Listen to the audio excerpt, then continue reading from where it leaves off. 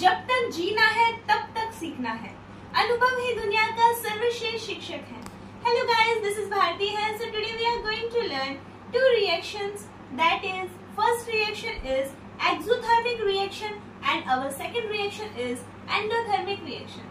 So आज हम ऊष्माक्षेपी अभिक्रिया और ऊष्माशोषी अभिक्रियाओं के बारे में पढ़ने जा रहे हैं। So चीजें बहुत आसान है।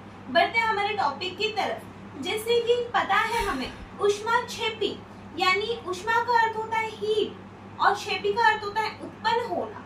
ठीक है, अब देखिएगा इसकी डेफिनेशन, चीजों को रटना नहीं है।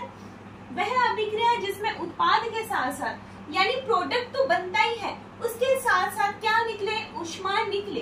प्रोडक्ट के साथ साथ यानी उत्पाद के साथ साथ ऊष्मा का निर्माण होता है यानी ऊष्मा उत्पन्न होती है, आपकी ऊष्माक्षेपी अभिक्रिया यानी एक्सोथर्मिक रिएक्शन कहलाती है। देखिएगा, CH4 की अभिक्रिया करवाई गई ऑक्सीजन के साथ, तो आपके पास उत्पाद बना CO2 और जल और एनर्जी रिलीज हुई। और ऊष्माक्षेपी अभिक्रिया होती ही क्या है, उत्पाद तो बने ही, उसके साथ साथ क्या हो, ऊष्मा का उत्पन्न होना ही आपका ऊष्माक्षेपी अभिक्रिया कहलाता है।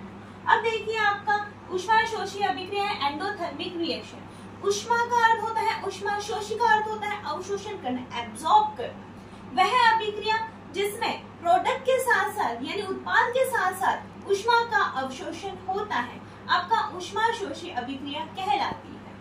ठीक है स्टूडेंट्स, उत्पाद के साथ साथ ऊष्मा का क्या होगा, अवशोषण होगा। और इसमें देखिए ऊष्माशोषी, शोषी का अर्थ होता है अवशोषण होना यानी शोषण, शोषित करना। ठीक है, अब देखिएगा कैल्शियम कार्बोनेट, कैल्शियम कार्बोनेट को जब टुकड़े किए जाते हैं तो आपके पास बनता है कैल्शियम ऑक्साइड और CO2। उम्मीद करती हूँ स्टूडेंट्स आपको ऊष्माक्षेपी अभिक्रिया और ऊष्माशोषी अभिक्रिया समझ में आई होगी। सो चीजें बहुत आसान है, चीजों को रटना नहीं है, समझना है।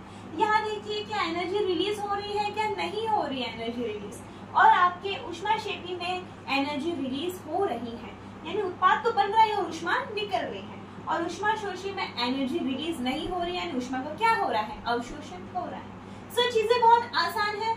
मिलते हैं फिर नेक्स्ट क्लास में।